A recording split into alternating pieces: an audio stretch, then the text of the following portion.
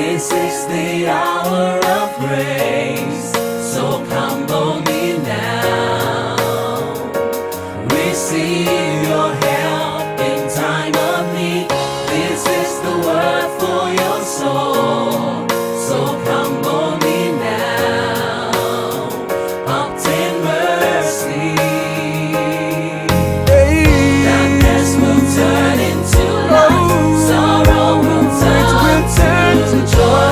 There'll be peace for your heart. This is the hour of grace. Little foxes that spoil the vine. And our text shall be from the book of Songs of Solomon, chapter 2, verse 15. Songs of Solomon, chapter 2, verse 15. We shall be reading from the New King James Version. Catch us the foxes, the little foxes that spoil the vines. For our vines have tender grapes. If you look at the context of this text, the takeaway here is that little things that may seem insignificant can actually cause collateral damage. So we must guard against these little foxes that damage our Christian testimony and bring unnecessary embarrassment. I'm sure you know that the little foxes here is a figure of speech. It basically is talking about those little things, character traits, habits that may look insignificant, but because you allow them, they grow to turn to monsters. Many times, we just focus on those major sins, what we call major sins. The devil knows you may not commit those major sins. So he may come with those ones you think are little. And before you know it, he can floor you with that. So we are not ignorant of the devices of the enemy. We shall be taking our case study for today from the book of Genesis chapter 34, which will be a recurring decimal, but our character feature shall be Jacob. The case study for today shall be Jacob. In Genesis 34, 1 and 2, it says, Now Dinah, the daughter of Leah, whom she had born to Jacob, went out to see the daughters of the land. And when Shechem, the son of Hamor the Hivite, prince of the country, saw her, he took her and lay with her and violated her. Jacob, like many of us, was not known to have committed those big sins. Jacob was never implicated with adultery, fornication, marrying pagans, breaking covenants in respect of marriage with the uncircumcised, like his brother Esau did. Jacob was not accused of being spiritually insensitive like his brother was. But there were little foxes that Jacob failed to take care of. And eventually they turned to monsters that nearly consumed him. So as we look at these case studies, we are not going to stop at Jacob. We look at Jacob and other characters. But as we look at them, please, I will plead with you, bear in mind they are mirror, just mirror for us to look at ourselves. So like I said, Jacob had his little share of little foxes. We are going to look at a few of them, and as we look at them, of course, we shall see ourselves in Jacob's position. The first thing we are going to see with Jacob, Jacob had problems with keeping his vows. And this problem was caused by his stinginess and habit of procrastination. Jacob had problems keeping his vows.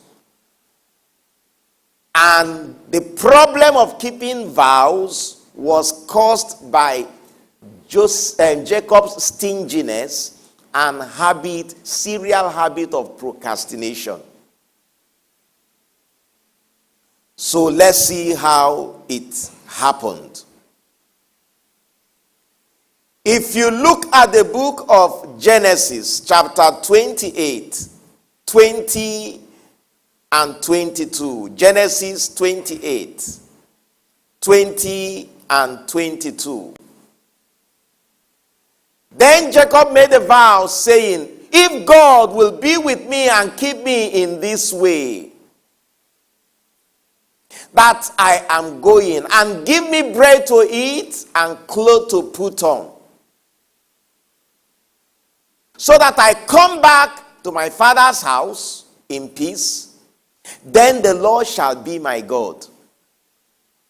And this stone which I have set as a pillar shall be God's house, and of that you give me, I will surely give a tenth to you.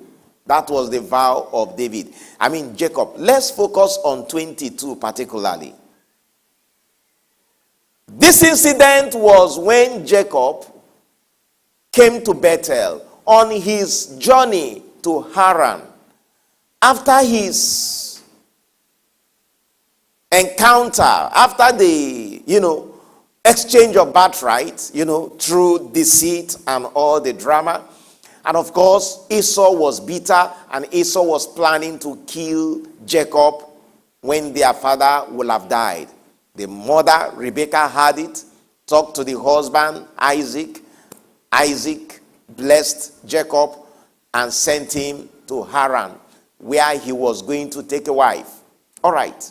On his way, he stopped at Bethel. Bethel then was known as Luz, L-U-Z, L-U-Z. He stopped there to sleep, and that was where he had an encounter with God. You know the story. He saw a ladder come from heaven, angels descending and ascending. And at the end of the day, God spoke to him in that dream. And God made wonderful promises. Read the verses before 20. You will discover that everything Jacob was saying, if God should do, were things God had already said he was going to do for him.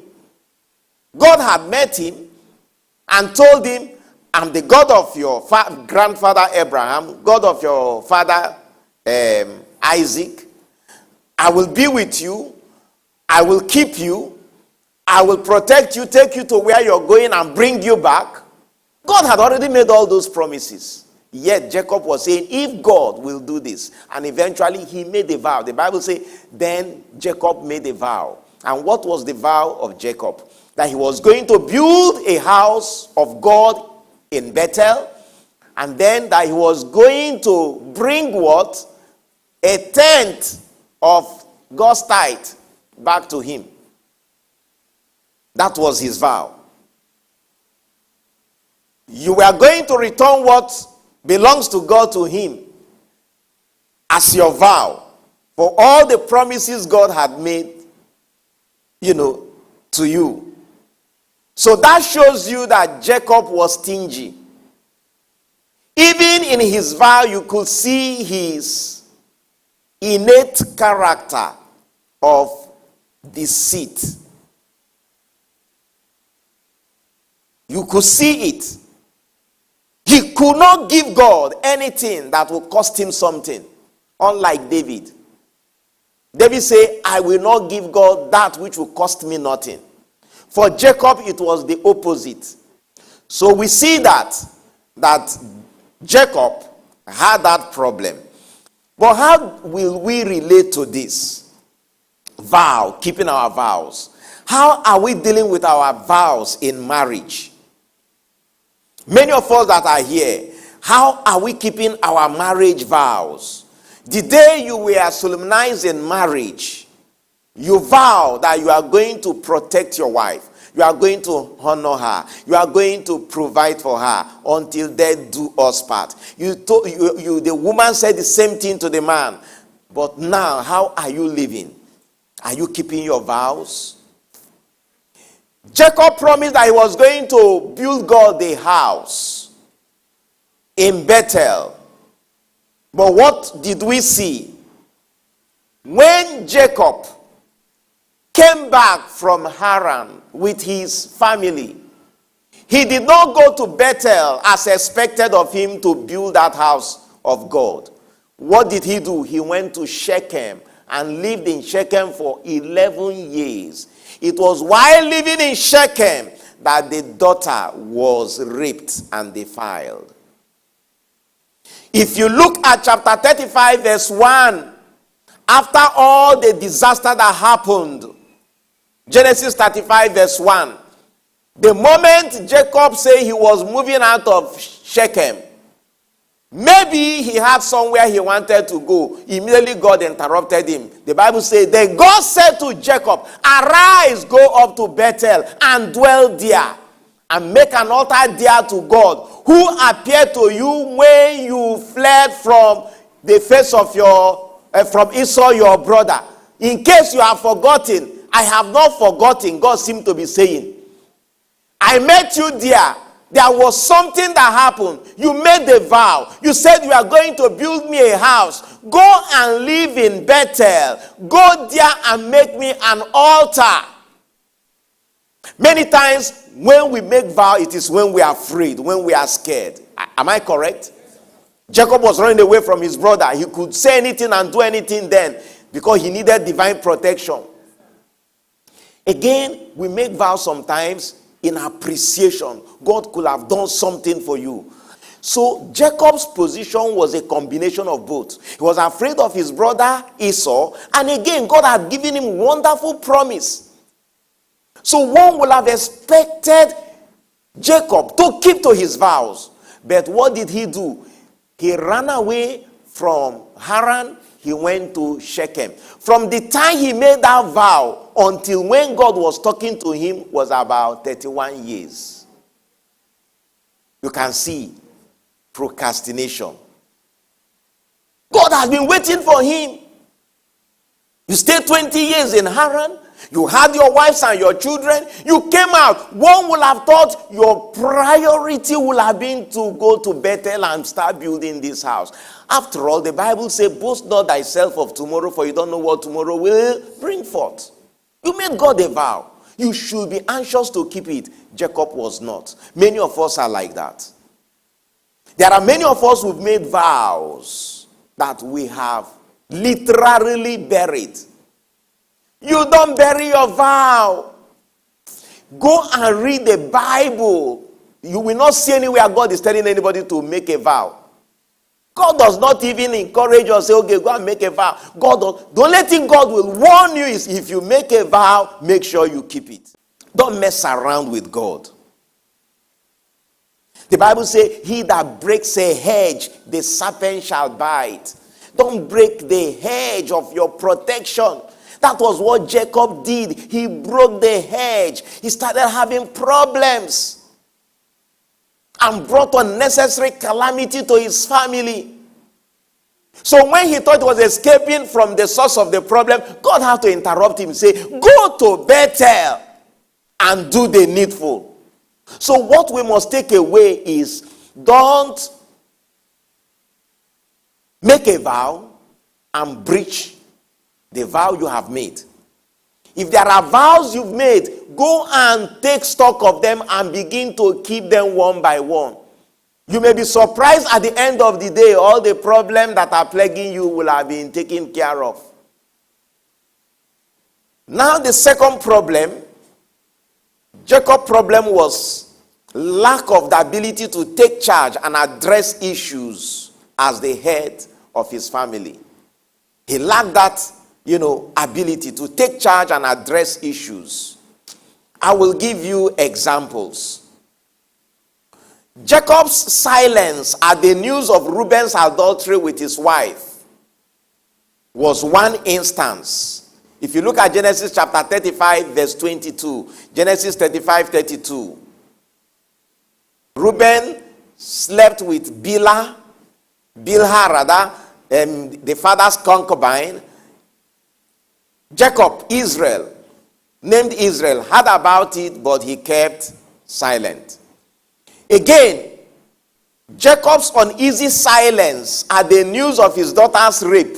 If you look at Genesis 34:5, when Jacob heard that Dinah had been defiled, he kept quiet. The Bible says he held his peace until his sons came back. That was the second instance. Again, Jacob's silence at the news of the massacre of the men of Shechem by his two sons, Simeon and Levi, was another instance. He never condemned them for the evil they did. When he talked, he was only talking about himself. He said, look at what people have done. You have endangered my life. Now my reputation stinks in this place. If these people should come against me, they are going to wipe me out with my family. Why should you do this to me? It was all about him. He never condemned the dastardly act they had just done. Though he knew that what they did was terribly evil. But he kept quiet. It was in his mind. It was there growing. He was sitting with anger. You will know that at the end of his life when he wanted to bless his children. That was when he revisited that issue. You understand? Even Reuben that defiled his wife, he kept quiet. People thought that he had forgotten. No. Jacob was that kind of a man. He carried something in his mind. It was when he was about to die. He now said, Reuben, you. That was when he started cursing them. Before he died. Just before he died. Address things the moment they happen. Deal with them and push them away so that you can live with a clean heart. Finally, on this silence, you look at Genesis 34, 2 and 4. Genesis 34, 2 and 4. Jacob was silent even when he knew that members of his household were having foreign gods with them. It was only when God told him, go to Bethel and build me an altar. It was Jacob. Nobody prompted him. Immediately Jacob now told every member of his house, bring out all those your foreign gods. So he knew they had it all along. He said, bring them out. And they brought it. He went and buried them under the oak tree. So they had foreign gods, and you are the head of that family, and you know God's position on idolatry, but you kept quiet and pretended, see nothing, say nothing. Meanwhile, you knew. Many of us are like that. Things are happening, but we are not addressing them. Your husband offends you, you keep quiet. Your wife offends you, you keep quiet. She asks you, darling, what is it? Nothing. But you are not happy. I say nothing. Meanwhile, you are very angry. That is not the way to go. Bring it out. Let's deal with it. And then we move on. That's the best way. The moment you fail to bring it out, it will fester. And before you know it, it can turn to something else. Something that even you cannot handle. So Jacob had that problem. He didn't know how to handle matters. He was not in charge. He will allow things to just go south, even when he was supposed to be the head. Again, Jacob had a penchant of obvious bias. The tendency to show bias. If you look at Genesis 33, 1 and 2, Genesis 33, 1 and 2, you could see Jacob, when he met with his brother, what did he do? He divided the children among Leah, Rachel, and the two maidservants. He put the maidservants and their children in front, Leah second, then the children of Rachel behind, and Joseph very last. You understand? He showed his Bible. He didn't hide it. You could see how he divided. How do you think those children will feel? You put them in front, then the children of your beloved wife you now put behind, so that if death comes, they should kill them. You know, you are just creating problem. We must avoid showing preference to any particular child in the family. We must avoid that tendency, or else we create unnecessary problem. So these are some of the things that we saw from Jacob that we can also see in us. What is your little fox today? Your little fox may be that problem of procrastination. You have been procrastinating. You know that it is good for you to be a child of God. Something tells you, you are not supposed to live a life of sin. You are not supposed to live a compromising life. Today you are hot, tomorrow you are cold. Anywhere they push you, you fall. But you've been procrastinating on taking a stand. Whenever they bring this matter of being born again, being firm, resolute, stand for Christ. So, okay, I've had it. I know, I will do it. You keep on procrastinating on it. Proverbs 27:1 says, don't boast of tomorrow. You don't know what tomorrow will bring. So this procrastination now is your little fox. If you don't tame it now, it may bring about your Waterloo. Some people are very, very adept in procrastination. There was this story of a lady. Her classmates, who were believers, when they came out, they went to her while they were just coming out of school, university. They came to her, shared the gospel, told her they need for her to give her life to Christ. She agreed with them that it was the proper thing to do. But she said, allow me. I'm not yet married. And if I become born again now, I may not be able to catch a man as I will want to do. Because in catching a husband, we can play small tricks. But if I give my life to Christ now, you will tell me not to play those tricks. So allow me first to get married. They said, okay. They couldn't discourage her. So they continued to pray for her. Eventually, she caught a husband for herself. They rushed back to her. Now that you are married, so why not give your life to Christ now? She said, don't you know we are in Africa? In Africa, until you have a child, you can't even say you are sure that you are solid in that family. Allow me to have a child. They say, but what? You didn't tell us this before. You say you were looking for a husband. Now you've got a husband, you are now adding a child to it. They started praying for her again until she became pregnant. And the pregnancy was growing and growing. They now went back to her and said, thank God. God has answered your prayer. The child is on the way. Will you give your life to Christ? Because time waits for no one. She said they should wait. Has the child come out? And the child is still in the womb. Let the child come out first before they start talking about that she has a child. He said, don't you believe that the child will come out? She said they should wait. That the thing is not running away now. The salvation can always be done at any time. They said, no. Now is the time. You don't know what will happen to you. He said, nothing will happen. Is that not people who came that time I came out of school? Did anything happen? So what will happen now? They say it is not like that. She couldn't agree with them. They left her. Time for delivery came. She went in for her delivery. She never came out alive. She never came out alive. Only the child came out alive, but she died in the process. Procrastination. That was her little fox, but eventually it consumed her.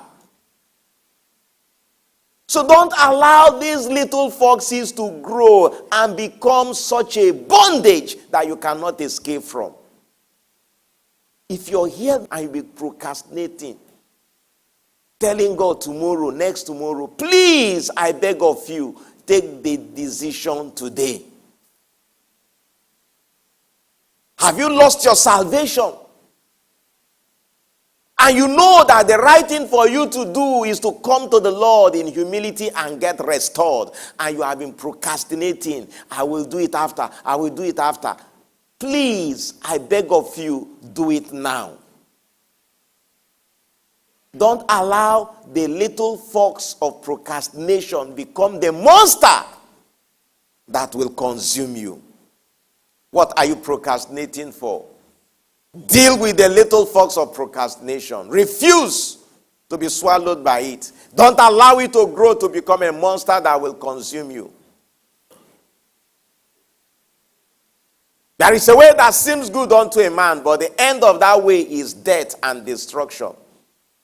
Don't allow the way that seems good to you to end in death and destruction. Talk to the Lord wherever you are. Ask him for help. Confess your sins to him. Tell him, forgive me, cleanse me, deliver me. I want to have a new life. If you're praying that prayer, I want you to tell the Lord to make your decision permanent. As he makes your decision permanent, I want you to thank him because what he has done shall be permanent indeed.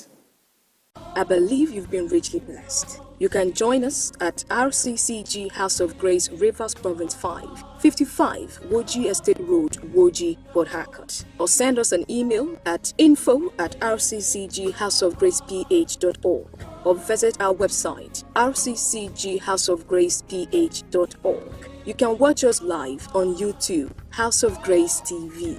Thank you and God bless.